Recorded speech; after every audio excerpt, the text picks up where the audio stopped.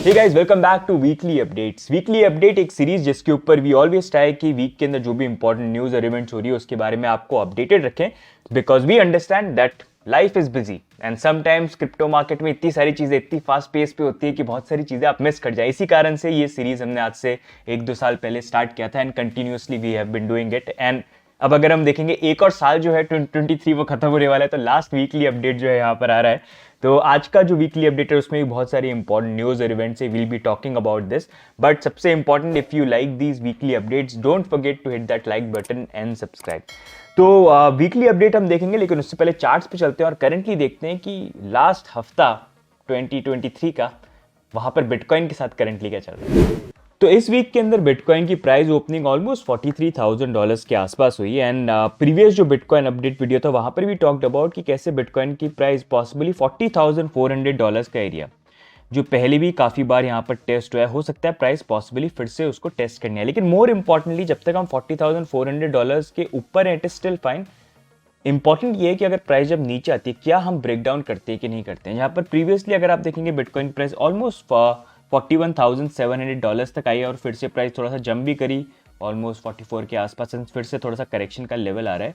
तो यहाँ पर एक पैटर्न है जो मेरे को बनता हुआ देखने को मिल रहा है, जहाँ पर अगर आप देखोगे so we can draw line here and this is the sort of line that you can see कि बिटकॉइन की प्राइस जो है बार बार इसको थोड़ा सा फॉलो कर रही है। जहाँ पर अगर आप देखोगे अगर हमारा सपोर्ट प्राइस हम बात करें तो $40,400 बार बार बिटकॉइन की प्राइस को सपोर्ट दे रहा है। लेकिन अगर हम हाई पीक देखेंगे जहां पर प्राइस बार बार जाकर रिजेक्ट हो रही है, तो अगर आप देखोगे पहले ये हाई पॉइंट था, फिर उसके बाद अगर आप देखोगे ये थोड़े लोअर पॉइंट्स यहाँ पर बने, फिर नेक्स्ट जो वापस हाई है वो और लोअर यहाँ पर बन रहे हैं। तो अगर आप देखोगे इन अ वे यहाँ पर डिसेंडिंग ट्राइंगल जो वो बन रहा है, विच इन अ वे से इसकी प्राइस का नीचे ब्रेकडाउन होने की पॉसिबिलिटी हो सकती है। बट उससे ज़्यादा more importantly what we need to watch is कि प्राइस क्या इस ट्राइंगल के ऊपर ब्रेकआउट करती है कि नहीं करती है। अगर कर जाती है समथिंग लाइक दिस, तो फिर ये इनवैलिडेट होगा। नहीं तो बहुत ज़्यादा चांसेस ये हैं कि हम इसके नीचे रहते हैं और इसी तरह से मूव करते रहते हैं, तो पॉसिबली 40,400 टेस्ट और फिर more importantly we need to see इसके नीचे ब्रेकडाउन करते हैं कि नहीं करते हैं। वैसे अगर हम देखेंगे जनवरी आने वाला कुछ दिन की बात है और उसमें ETF की जो न्यूज़ है वो सबसे बड़ी है कि ETF अप्रूव होता है कि नहीं होता है, तो मार्केट काफ़ी ज़्यादा एंटिसिपेट कर रही है। तो वॉलेटिलिटी तो आने वाली है, वो वॉलेटिलिटी ऊपर आती है नीचे आती है, that will be important to see. But more importantly price नीचे आती है तो 40,400 पे ध्यान रखना है यहाँ पर क्या हो रहा है। एंड अगर प्राइस ऊपर ब्रेकआउट करती है तो आपको ये देखना है कि ये ट्राइंगल का जो एरिया जो धीरे धीरे नीचे की तरफ मूव कर रहा है, आप देख रहे हो धीरे धीरे नीचे मूव कर रहा है, 43 से देखो धीरे धीरे नीचे मूव कर रहा है। क्या हम इसके ऊपर ब्रेकआउट कर पाते हैं या फिर बार बार हम ऐसी ही ट्राइंगल पे रिजेक्ट होकर नीचे आ रहे हैं जैसे अभी तक यहाँ पर हो रहा है। That is something that you can watch out for.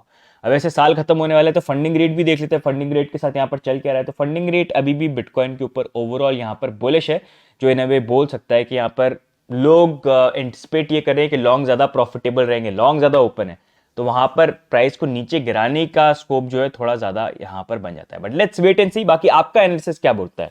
Do you feel हम $40,400 टेस्ट करके फिर से बाउंस कर सकते हैं और ऊपर जा सकते हैं, या फिर यू फील कि 40,400 से नीचे ड्रॉप करके प्रॉब्ली 36-38 टेस्ट करें? क्या लगता है आपको? आपको लगता है $30,000 जा रहे हैं? Do let us know in the comments. बाकी अब नेक्स्ट मूविंग ऑन इस वीक की इंपॉर्टेंट न्यूज और इवेंट्स को देखें तो सबसे पहले मैक्रो अपडेट्स को देख लेते हैं, जहां पर यूके के inflation number for the month of November came out at 3.9%। अगर आप देखेंगे प्रीवियस नंबर थे 4.6%, तो इन्फ्लेशन के अंदर काफी बड़ा ड्रॉप यहां पर आया है। साथ में यूएस के GDP numbers for Q3 came out at 4.9%, जहां पर Q2 के नंबर थे 2.1%, तो वहां पर भी आप देखेंगे ऑलमोस्ट डबल से ज्यादा यहां पर यूएस की जीडीपी बढ़ गई है। इन अ वे नंबर वाइज तो एटलीस्ट मैक्रो अपडेट यहां पर ये शो कर रहे हैं कि इकोनॉमी आने वाले टाइम पे और स्ट्रांग हो सकती है और वो फाइनेंशियल मार्केट के लिए और बेटर यहां पर हो सकती है। बाकी नेक्स्ट मूविंग ऑन हम बिटकॉइन स्पॉट ETF की बात करेंगे, जो सबसे हॉट टॉपिक करंटली यहां पर चल रहा है। तो अगर आप देखेंगे पिछले कुछ टाइम से यहां पर SEC ने बहुत ज्यादा meeting bitcoin spot ETF application apply करने वाली फर्म्स के साथ करी है, जहां पर ऑलमोस्ट अगर आप देखेंगे सबसे ज्यादा मैक्सिमम 9 मीटिंग्स यहां पर SEC ने करी है ग्रे स्केल के साथ, और उसके बाद सेकंड नंबर पे आते हैं ब्लैक रॉक, जिन्होंने यहां पर 6 मीटिंग करी है। In fact in some cases black rock ने तो एक वीक के अंदर 2-3 मीटिंग तक यहां पर कर डाली SEC के साथ।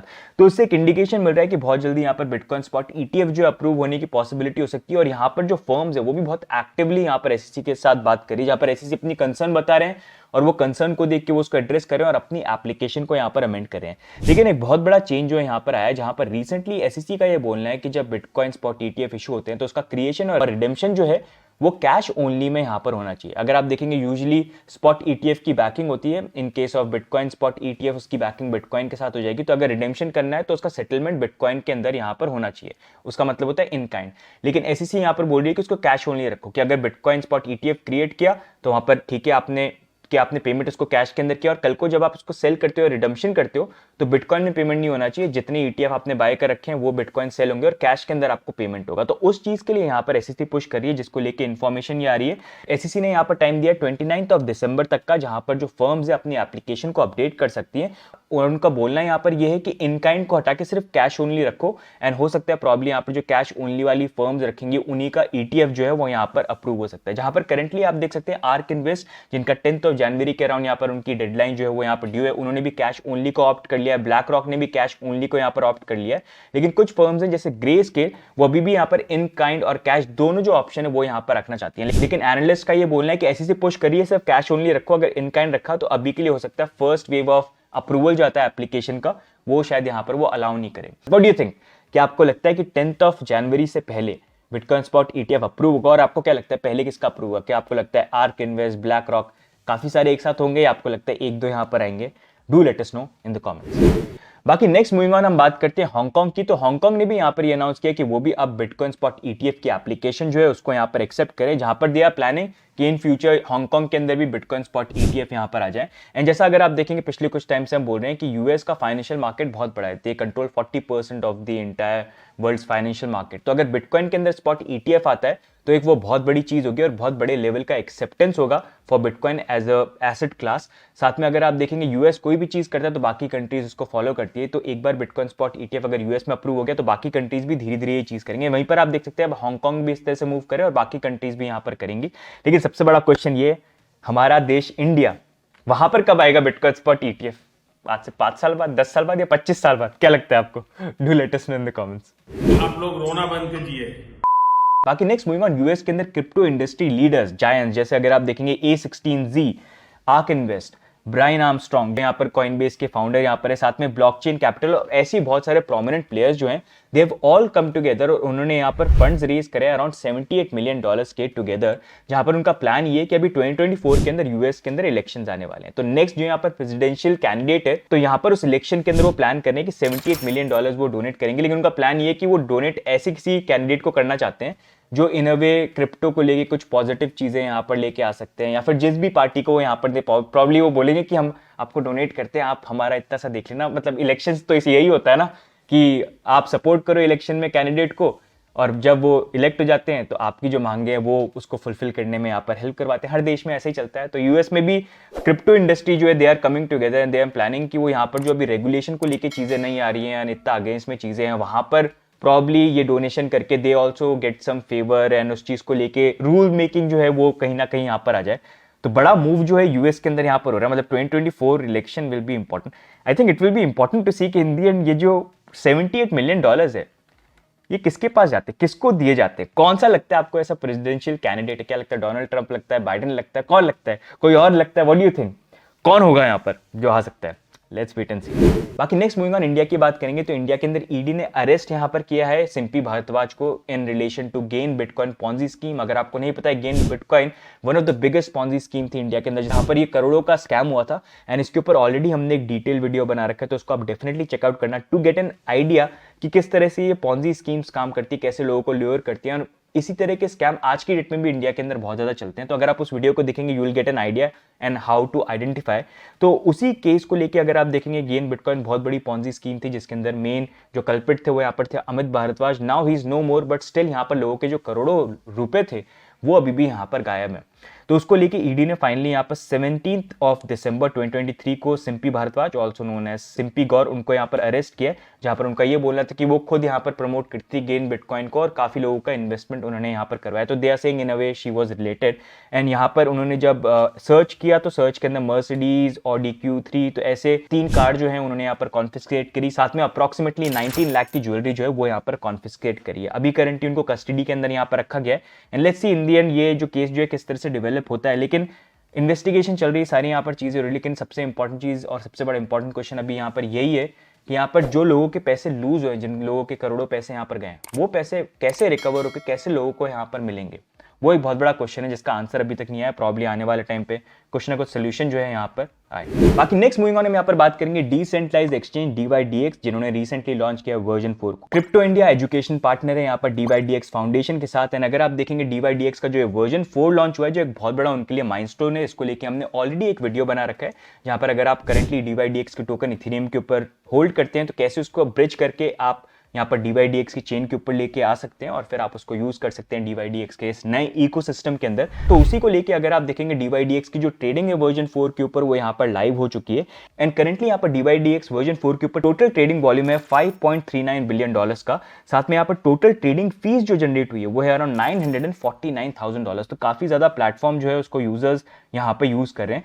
साथ में अगर आप DYDX के टोकन को होल्ड करते हैं, उसके ऊपर अगर आप APY अर्न करना चाहते हैं तो वो भी फंक्शन जो है यहाँ पर करेंटली अवेलेबल है, जहां पर अभी मंथली APY मिल रहा है 10.57% का और वीकली APY यहाँ पर 9.50% का मिल रहा है। लेकिन APY का आप ध्यान रखिएगा, ये विद टाइम यहाँ पर चेंज होता रहता है डिपेंडिंग ऑन कितने यहाँ पर टोकन स्टेक हो रहे हैं। तो उसी के लिए यहाँ पर अगर आप चेक करना चाहते हैं कितना APY है तो उसके लिए मैं एक डैशबोर्ड का लिंक नीचे डाल दूंगा, उसको आप डेफिनेटली चेकआउट कर सकते हैं। अगर आप DYDX को होल्ड करते हैं, you want to stake it, तो definitely if you want to check you can check it out.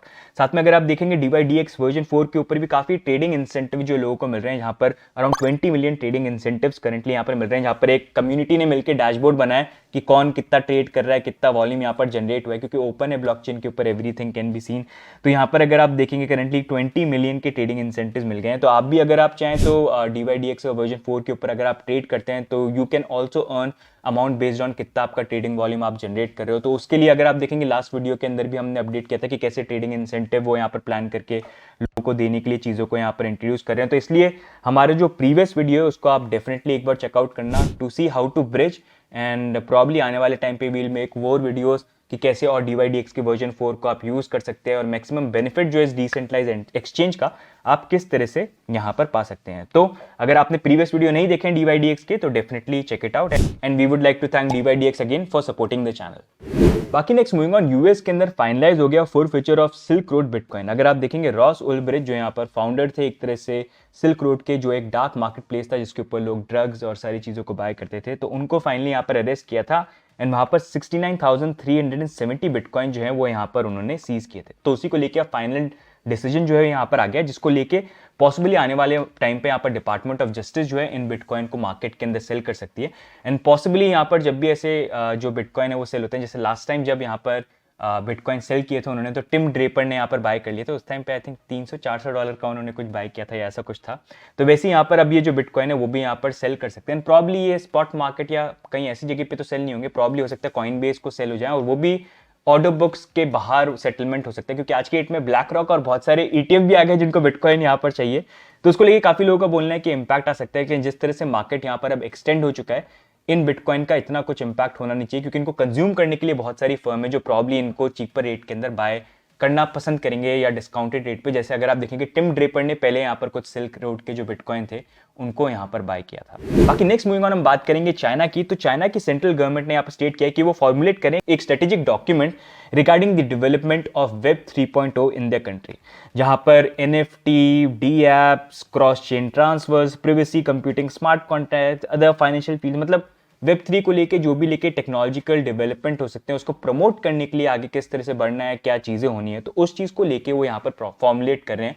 लेकिन वेब 3.0 की जब बात आती है तो it's more about how decentralise things can be. लेकिन आई थिंक उनका जो वर्जन है वेब 3.0 का regarding NFTs and everything, it's gonna be more centralize, कि सेंट्रलाइज वे में चीजों को यहाँ पर कैसे करें। But still we'll have to see कि चाइना के अंदर से जो न्यूज आई है, डज दैट मीन क्रिप्टो को लेकर कुछ पॉजिटिव चेंजेस जो हैं कि भाई क्रिप्टो ट्रेड कर सकते हो या सेंट्रलाइज उनके प्लेटफॉर्म आ गए उस पर आप कर सकते हो, क्या वो हमको देखने को मिलता है कि नहीं मिलता है? वैसे यूजुअली जब बुल रन स्टार्ट होने वाला था तो चाइना थोड़ी सी ऐसी कोई पॉजिटिव न्यूज लेके आ जाता है और फिर जब खत्म होने वाला था तो वो बैन करते रहते हैं। तो लेट्स सी इस बार भी ऐसा कुछ होता है कि इस बार ऐसा कुछ नहीं होता। व्हाट डू यू थिंक, क्या लगता है आपको कि चाइना बोलेगा कि हाँ भाई आ जाओ क्रिप्टो, और फिर जब वैसी बेयर मार्केट स्टार्ट होने से पहले बोल देंगे नहीं अब वापस बैन कर दो? यहाँ पर क्या लगता है? 1000 बार तो वैसे ही कर चुके हैं। बाकी नेक्स्ट मूविंग ऑन हम यहाँ पर बात करेंगे नाइजीरिया की, यहाँ पर नाइजीरिया के सेंट्रल बैंक ने थोड़े से अपने रिस्ट्रिक्शन जो है उनको लूजन अप किया है। जहां पर अगर आप देखेंगे 2021 के अंदर उन्होंने रिस्ट्रिक्शन डाले थे कि यहाँ पर बैंक जो है वो क्रिप्टो ट्रांजेक्शन जो है उसको अलाउ नहीं करे, उनको यहाँ पर बैन करे। तो उसको लेके अब उन्होंने यहाँ पर एक सर्कुलर को जारी किया है जहां पर उन्होंने गाइडलाइंस दी है क्रिप्टो को लेके कि भाई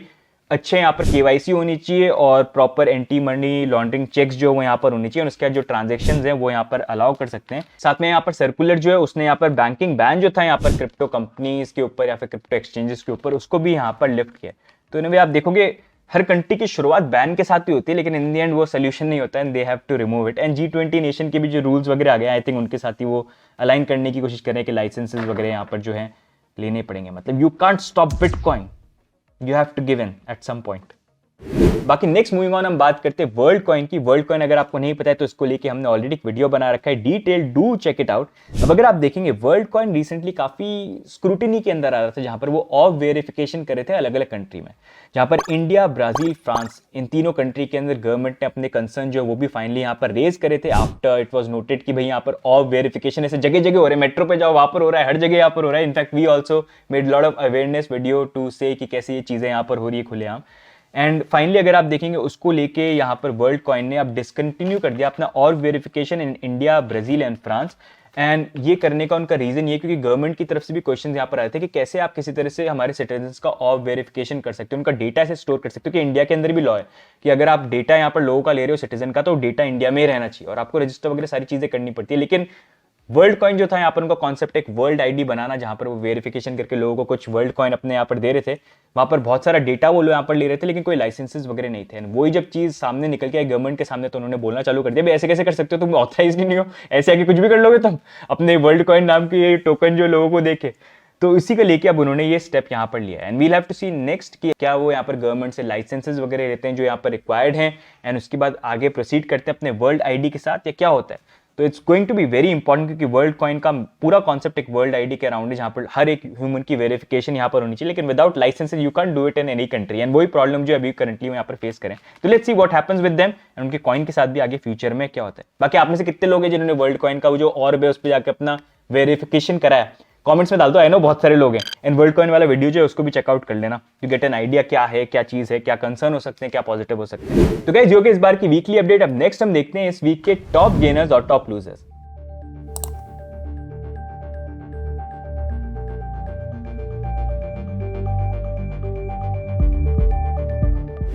बाकी नेक्स्ट मूविंग ऑन हम देखते हैं यहाँ पर fun fact of the week. तो यहाँ पर हम बात करते हैं बिटकॉइन के लोगों की। तो आपको क्या पता है कि ये बिटकॉइन का जो लोगो है किसने बनाया? सतोशी नाकामोटो ने नहीं बनाया। इनफैक्ट सतोशी नाकामोटो ने जो पहला बिटकॉइन का लोगो बनाया था वो बहुत डिफरेंट था compare to how you see bitcoin logo now. जहां पर 2008 के अंदर उनका ओरिजिनल कॉन्सेप्ट था, जहां पर उन्होंने एक लोगो बनाया था गोल्डन कॉइन का जिसके ऊपर लिखा हुआ था BC। गाली दे रहा है कोई। इंडिया में थोड़ा अलग ही है बैठेगा बट स्टिल उस पर लिखा हुआ था BC।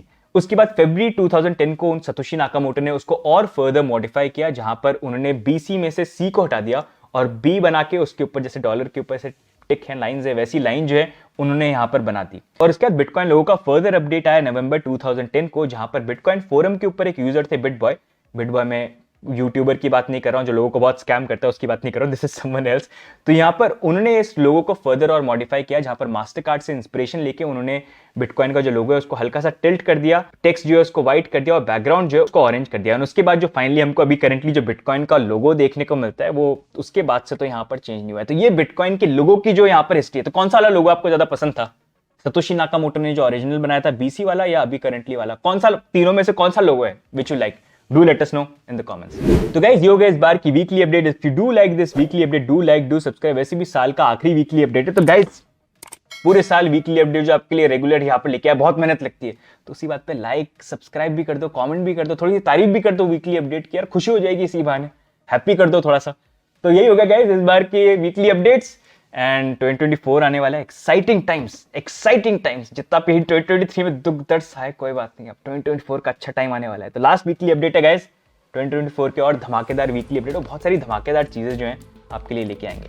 तो guys see you guys in the next weekly update जो नए साल के अंदर यहाँ पर होने वाला है। तब तक के लिए guys take care, bye, see you guys, bye bye.